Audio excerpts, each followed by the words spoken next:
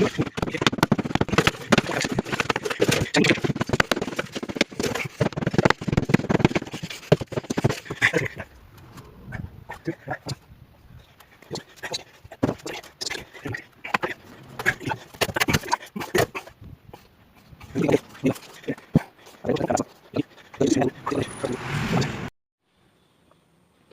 gurizada, vou mostrar pra vocês como é que tá o trem aqui, ó.